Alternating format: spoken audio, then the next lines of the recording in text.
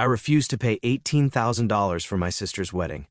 Then she took my luxury car and left it gone, forcing me to cut off family accounts, and what happened next, no one expected. My name is Aaron.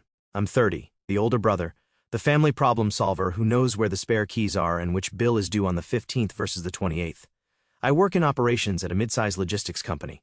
On the side, I keep the books for my parents' small supply shop because you're good with numbers, son. I live in a one-bedroom apartment with a second-hand couch, a rice cooker that never quits, and a whiteboard on the fridge where I write down what I owe, what I'm owed, and what I'm done doing for free. In my family, roles were assigned early. My sister Nora is the sensitive one, the golden one, the one whose feelings are considered a high-risk asset that must be protected at any cost. My mother Lena says it like a diagnosis. Nora feels too much. My father Stuart says it with a sigh. Your sister can't handle stress. And me? Aaron's independent. They say it like praise until you see how it's used as a crowbar to pry you into every crisis. We grew up above the shop. Ink and cardboard filled the air. A bell dinged every time someone pushed the door. I learned early that inventory doesn't lie. You either have 15 boxes of gloves or you don't. Numbers keep you honest. Feelings in my house decide who eats the last slice of cake and who pays for it. On Thursday, everything shifted. I got a text from Nora, "Can you come by? Mom wants to talk wedding budgets." I had just worked a 10-hour shift. I still went. Habit. At the table there was chamomile tea for Nora, black coffee for my mother, and a legal pad in front of me. My father hovered, but didn't sit. Nora showed me a vendor folder, flowers, venue, photographer, live streaming trio, a ceremony arch that looked like it cost as much as a used car. My job apparently was to smile and say, "Sure, I'll cover it," the way I had with too many temporary expenses. Nora cleared her throat. "It's not the whole wedding, just the ceremony package. 18,000. The reception, they had covered. 18,000, I repeated. I wrote the number on my pad, though I didn't need to. "Why me?" I asked.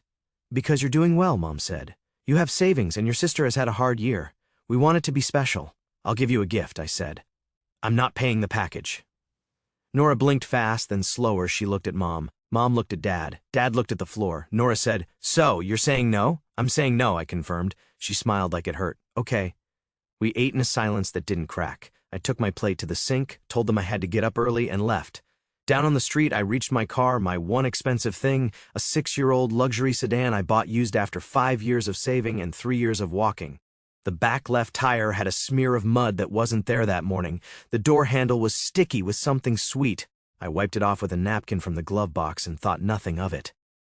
The next night, after work, I was back at the shop to drop off a box of toner. Nora was there, leaning on the counter like a cat in a warm window. She lifted her phone, took a photo of me, and laughed at something on the screen.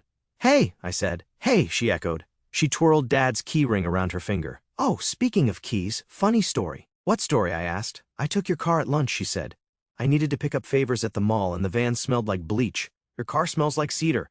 Anyway, I left the keys inside, walked away for 2 minutes. She shrugged. Now it's gone. For a full second, the room sounded like the inside of a seashell. I heard the hum of the fridge, a siren blocks away, my heartbeat in my ears. "You took my car," I said, to make sure the words were real. Nora tilted her head. "You weren't using it."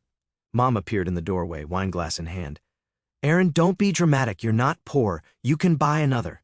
I looked at my sister. I looked at my mother. I looked at the bell on the shop door and thought about how it rang every time someone walked away with something they paid for.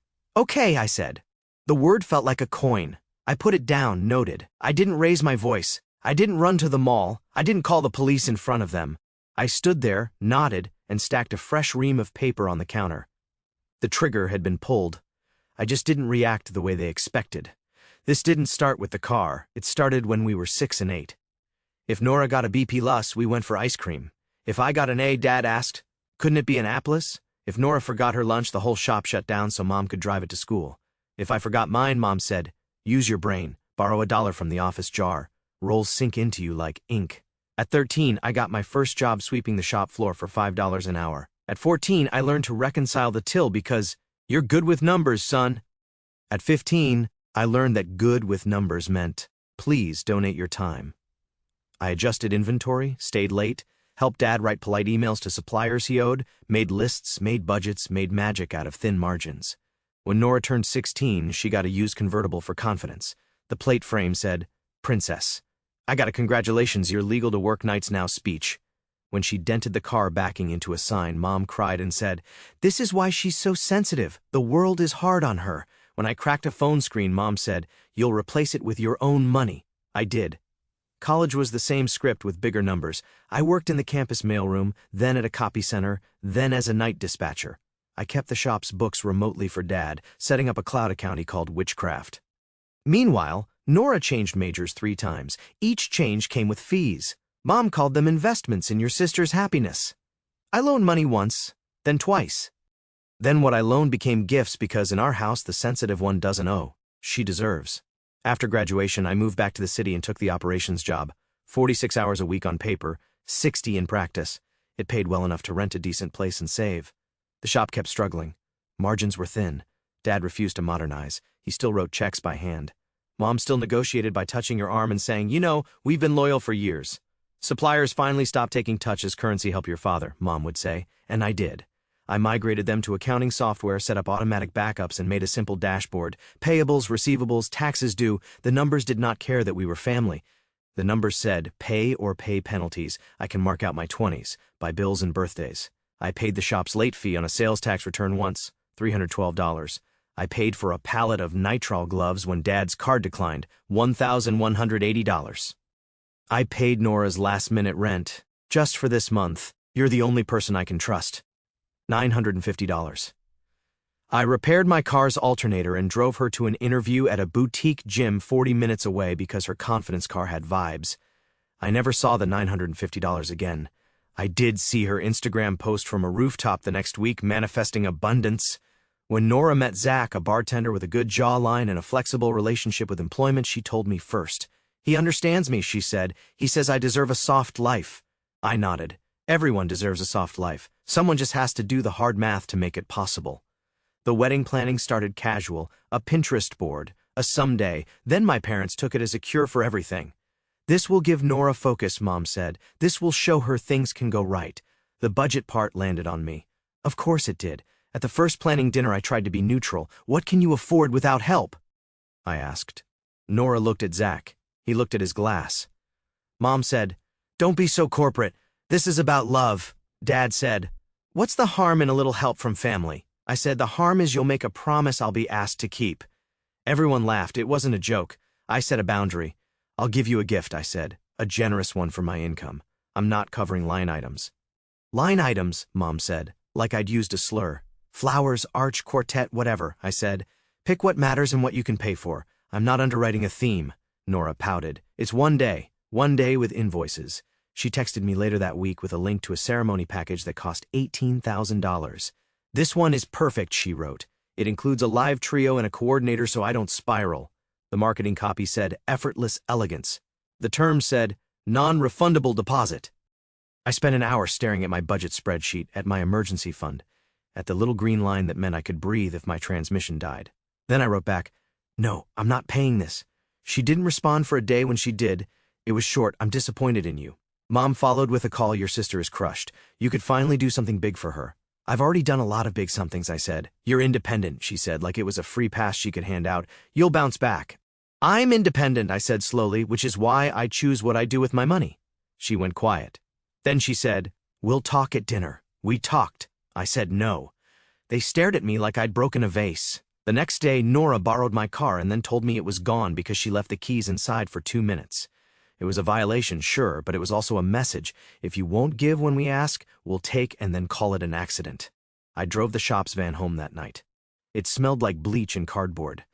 On my passenger seat, I put a yellow legal pad and wrote 4 lines. "I'm not a lender of last resort. I'm not your guarantor. I'm not your punching bag when life is hard. I'm your brother, not your bank." I stared at those lines like they were a lock. I realized I'd been turning that key for years and never closing the door. The big scene wasn't a movie. It was a Saturday dinner that started like every other. Mom's roast chicken, Dad's stories about the old days, Nora's fragile smile, Zach tapping his phone under the table. "I brought a salad and a folder." I didn't put the folder on the table right away. I waited. "First trigger," Dad said. "Any word on the car, son?" He said it like the weather. "Insurance is processing," I said. It was true. I'd filed the report. I had the tracker service ping a last known location. It pinged once near an off-ramp and then died. The police took the report and told me the usual, if it shows up, we'll call. It was already gone in my head. So was the part of me that believed my family would take responsibility. Second trigger, Mom said, we should focus on positive things. Nora found the perfect arch. She showed me a photo, white wood, draped fabric, eucalyptus. Isn't it lovely? It is, I said. I won't be paying for it. Zach made a sound, a scoff. Nora stared at her plate. I opened the folder and slid a one-page document onto the table. It was titled in plain font, Aaron's Boundaries. Mom laughed. Are we in therapy now? I am, I said. It's helping. You're serious? Dad said. I read, not for drama, but because I know how my family hears things. They hear what they can fight if they think it's a feeling. They hesitate if it's a list. Number 1, I said, I will not pay Nora's wedding ceremony package. I will give a gift within my means. That decision is final. Aaron, Mom started. I held up a hand. Number 2, I will not loan money to cover late fees, impulse buys, or emergencies caused by ignoring budgets. I will help plan. I will not subsidize planning. Nora's voice was small. This is humiliating. It's clarifying, I said.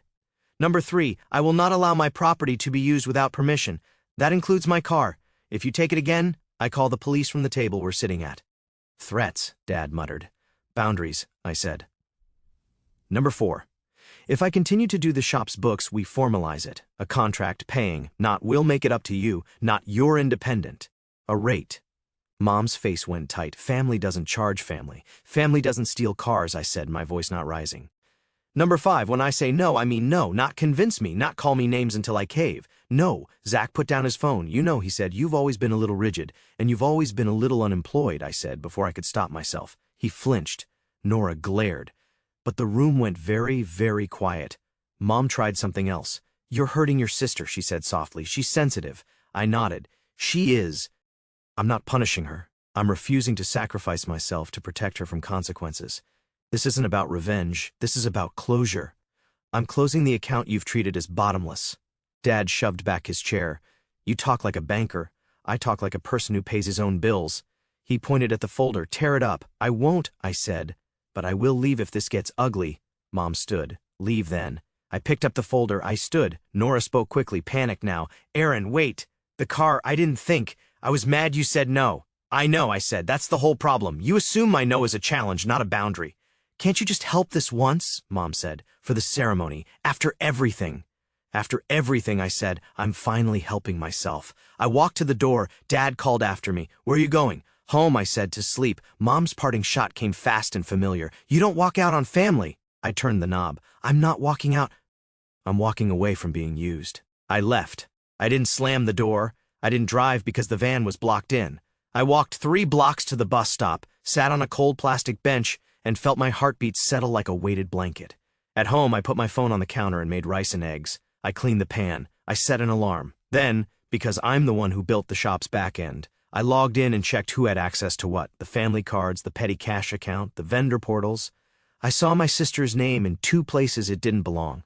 I saw Zach's name in one, which set my jaw. I didn't go on a spree. I didn't punish. I updated access.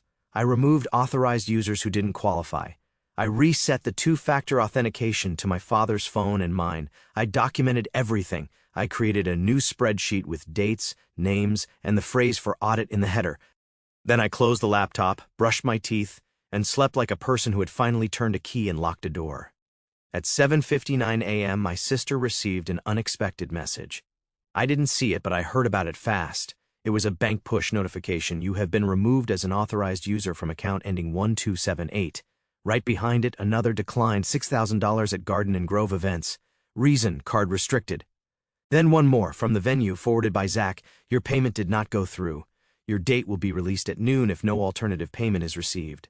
At 8:02, my phone began to buzz. Nora, Mom, Dad. Nora again. I showered. I made coffee. I ignored the first 10 calls. On the 11th, I answered. Aaron, Mom blurted without hello, there's been a misunderstanding. No, there hasn't, I said, stirring sugar into my mug. You locked us out like we're criminals. I corrected access. Nora took the phone. Her voice was tears and angry air. You humiliated me. They sent me a declined message. Zach saw it. Good, I said.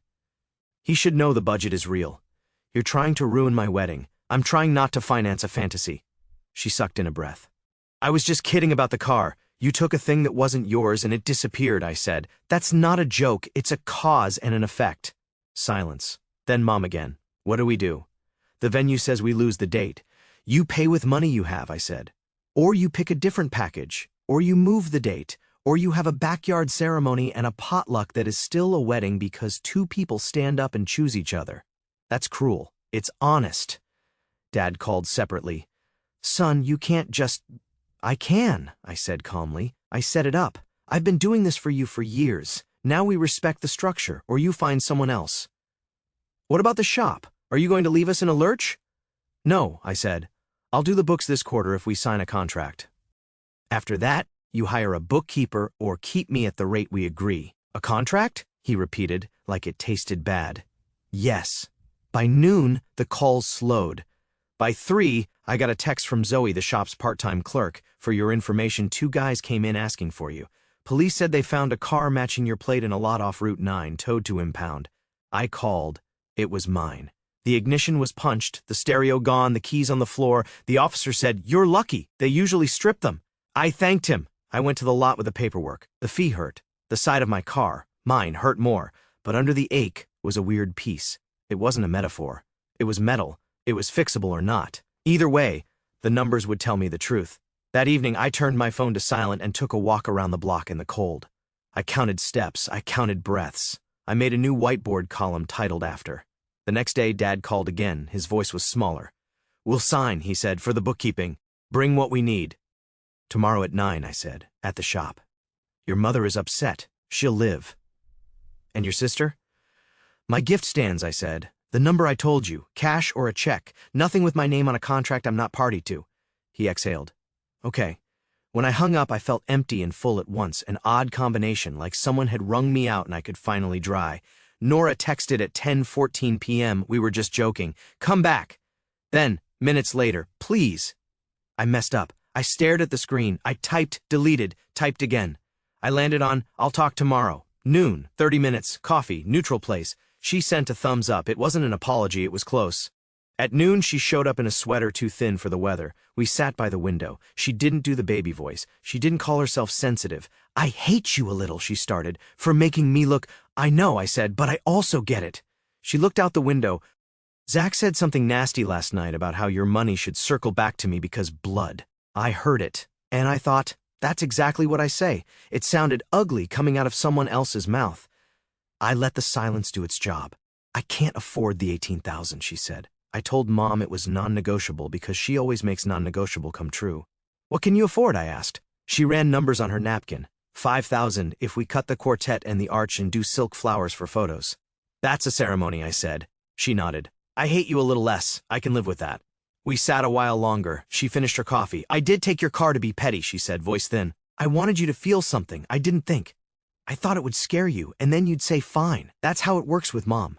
Yeah, I said. It used to work with me, too. We signed the bookkeeping contract on a Tuesday morning. 10 lines, scope, rate, due dates, who does what when. Dad's hand shook.